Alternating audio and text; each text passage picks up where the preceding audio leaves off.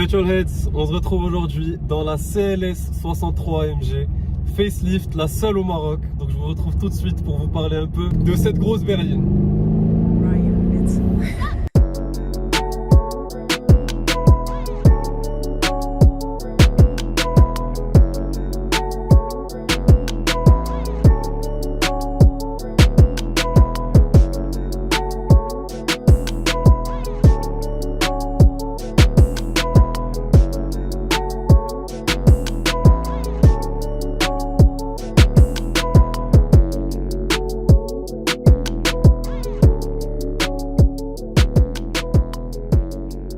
Alors Petrolheads, c'est une voiture que je trouve très intéressante de la CLS 63S AMG parce qu'on a le fameux bloc V8 5,5 litres biturbo, le moteur M157, et c'est en fait le premier moteur qu'a dévoilé AMG après le fameux 6 litres 2 atmosphérique. C'était quand l'époque du downsizing commence à arriver un peu, et malgré le fait qu'il y ait des turbos, il a été très apprécié ce moteur. Sur ce facelift là, on est sur 585 chevaux, 800 Nm de couple, l'apparition de la technologie 4MATIC dessus qu'il n'y avait pas sur le premier modèle, 0 à 100 en 3 secondes 6. 3 secondes 6, vous l'aurez compris, c'est un lien avec le 4MATIC, puisqu'on a une transmission intégrale 4 roues motrices, ce qui donne directement un couple beaucoup plus puissant à la voiture. Avec cette configuration là, on a aussi une boîte automatique qui a été faite par Mercedes, c'est la Speedshift 7tronic MCT pour Multi-Clutch Transmission. Donc on a un embrayage à multidisque, très rapide comme boîte. Sur la facelift en plus, elle a été même améliorée, notamment dans le mode manuel, parce qu'on a plusieurs modes de conduite. Là on est en ville, on est en mode confort. Et là si on fait une petite accélération, ça vas-y, ça ferait bien.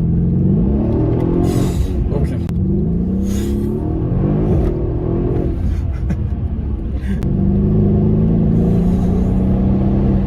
Tellement de couple Petrolheads. Les 800 Nm, ce que j'aime bien, c'est que tu les sens pas forcément que quand tu es à fond. Même en mode confort, quand tu cruises, ou en mode sport, quand tu accélères entre guillemets pas à fond, tu sens que la voiture elle est là pour tirer. Ça s'arrête jamais, c'est ce que j'aime bien. En attendant de sortir de la ville Petrolheads, je vous retrouve à l'extérieur pour vous montrer un peu les spécificités de cette voiture et les petits trucs qui font que c'est la voiture de rêve de Hamza d'ailleurs, qui partage avec nous sa voiture aujourd'hui. Ouais.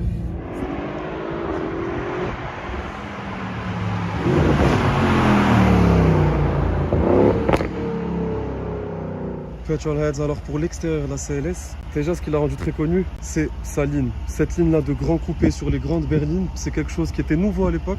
Et ce modèle là en particulier, il a eu énormément de succès. Regardez la ligne étirée qui est là, ça va des phares à l'avant. Regardez là avec ces petites signatures lumineuses, avec les phares multi-beam. Et ça se prolonge, regardez très bien la ligne jusqu'où elle va. Avec à la fin coupé comme ça jusqu'au les phares arrière. Sur le facelift d'ailleurs, déjà on a les nouveaux LED et ils sont un peu plus fumés que sur la version d'avant, ce qui nous donne ce petit côté beaucoup plus agressif. Regardez l'arrière de la voiture. Et on ne peut pas parler d'une AMG de cette époque-là sans head là, quadruple sortie énorme, le diffuseur arrière pour améliorer l'aérodynamisme et ce petit béquet là aussi qu'on rajoute ici. L'inscription CLS 63S en chrome, pas mal de touches de chrome sur la voiture. Ça va des sorties d'échappement à la bande latérale derrière, les contours de fenêtre latérale, le bas de caisse, ces belles jantes aussi qu'on a vu apparaître sur le facelift. Et comme vous le voyez, on a les étriers de frein rouges en option, l'inscription V8 biturbo sur le côté. Et sur ce facelift, en fait, le plus grand changement qu'il y a eu, c'est avec la face avant. Nouveau front splitter en noir, même couleur, les petits accents en alu ici.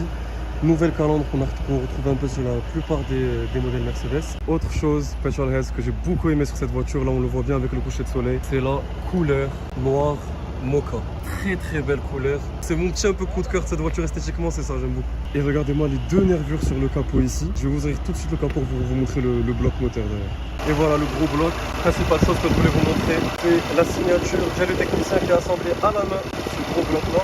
J'adore, on a de petits détails dans les moteurs AMG. On passe à l'intérieur maintenant Petrolhead, je vous montre les petits trucs que j'ai bien aimé dans cette voiture. D'abord, t'es accueilli par sur le seuil de porte logo AMG qui s'allume. Et vous allez voir qu'il y a plein de petits détails AMG, ça commence par là. Regardez là, on peut bien voir le petit AMG. Je vous fais aussi mon analyse de la portière qui en dit long, ça devient un peu un petit rituel. Cuir rouge, cuir noir, surpiqûre rouge, du piano black, de l'allure. Autre chose qui m'a direct frappé aux yeux, c'est cette sellerie design en rouge avec le rappel AMG ici et le logo AMG ici sur les appuis-tête avec écrit le nom Aftelbar, quelque chose comme ça, je sais pas bien le prononcer. La ville d'AMG, j'aime beaucoup ce logo, regardez comment ça rend. Et petit moment pour dire quand même que cet intérieur noir et rouge, ça rend très bien avec l'extérieur. Et quand t'es assis, c'est ça, t'as vu. Tu avais le volant qui a été changé aussi, 3 branches avec les palettes en alu, j'aime beaucoup. Les 3 compteurs qu'il y avait à l'époque. Comme vous le voyez là, on a eu l'apparition de l'Apple CarPlay aussi sur cette voiture. Pas mal de touches de piano black, d'alu. Regardez la montre qui est au milieu, IWC. Cette montre là, vous la trouvez en digital dans les nouveaux compteurs. Là, elle est en analogue, je préfère. Le logo AMG que tu retrouves aussi sur ces petites pommettes qui nous rappellent celles qu'il y avait sur la SLS. Et les 4 boutons magiques dont on vous a parlé pour passer du mode confort, sport, sport plus, manuel, race start, traction control, la fermeté de suspension. Et le bouton AMG qui est un raccourci en fait. Dès que tu appuies là, tu es directement sport plus, suspension plus ferme et ESP partiellement désactivé. Vous inquiétez pas, je vais vous faire des petits rêves tout de suite. Écoutez-moi ça. Oh là là.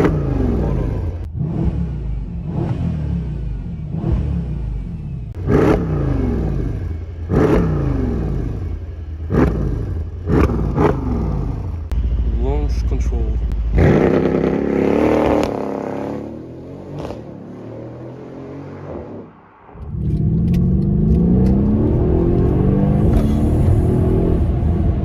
Les passages sont hyper rapides. La boîte suit très très vite quand tu accélères comme ça. Ça tire très fort. J'ai pas vu le compteur de vitesse, mais tu sens que tu as des vitesses plutôt élevées. Tu sens la fermeté d'ailleurs de la voiture avec là les suspensions qui sont dans le mode le plus ferme possible. Niveau direction, tu sens que la direction se durcit un peu plus, devient plus précise. Un tout petit peu, ouais. Ok. Là, tu peux faire ça. Ah ouais. Ah ouais.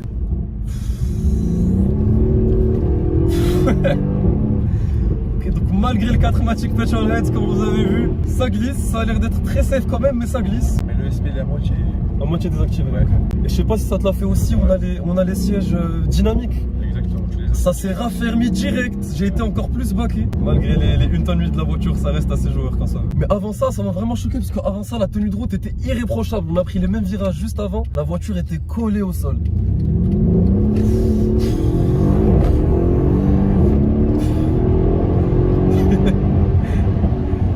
Ça s'arrête pas de pousser, genre. Tu arrives en 3ème, en 4ème et t'es encore scotché au siège.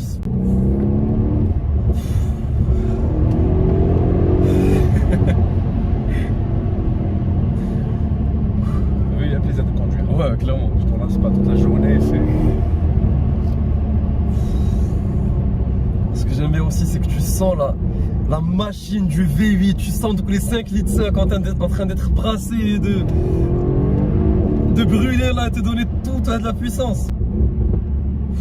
Les petits retours d'origine, il n'y a pas de problème sur la voiture, tout est d'origine sur cette voiture. Vraiment une des rares fois où j'ai senti qu'une transmission intégrale, vous savez que moi, par choix perso, je préfère tout ce qui est propulsion parce que pour moi c'est plus joueur. Mais sur celle-ci, t'as pas que l'esprit catapulte en ligne droite, c'est hyper joueur. La voiture peut glisser à certains moments quand tu veux la faire glisser, donc ça je m'attendais pas et j'ai vraiment kiffé pour l'instant cette voiture.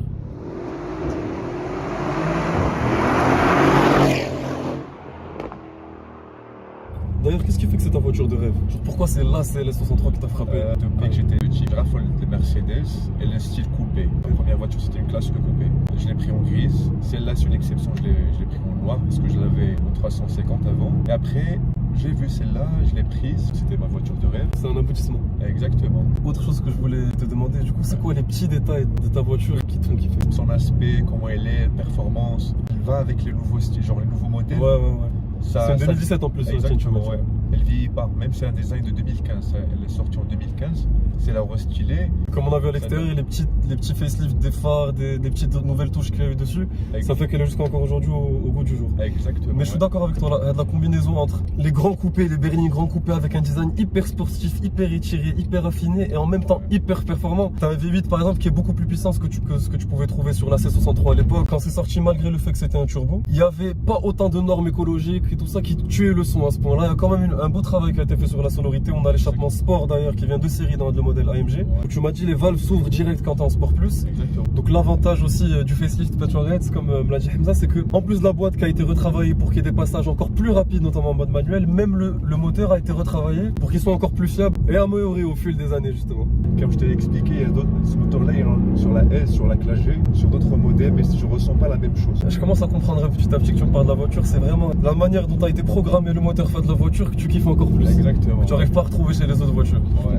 Après, ce qui est cool, c'est ton daily cette voiture, tu m'as dit. Donc, Exact. mode confort, c'est comme si tu avais une autre voiture très douce, silencieuse, que tu peux conduire tous les jours. Tu as tous les équipements modernes, Ouais. les aides à la conduite, tout est là. Ouais. Petrolheads, j'espère que cet essai vous aura plu. Je remercie énormément Hamza de nous avoir fait découvrir sa voiture de rêve. Et en gros, pour moi, les clés de la réussite de cette CLS, c'est sa ligne avant tout, comme vous avez vu, elle a vraiment une ligne particulière. Son gros bloc moteur et sa performance, comme vous avez vu, franchement, je m'attendais pas à autant de comportement joueur de sa part. Donc, merci à vous d'avoir regardé la vidéo. Dites-moi ce que vous avez pensé de cette voiture. Encore une fois, merci à Hamza d'avoir partagé avec nous son bébé. Et je vous dis à la prochaine pour de prochains essais.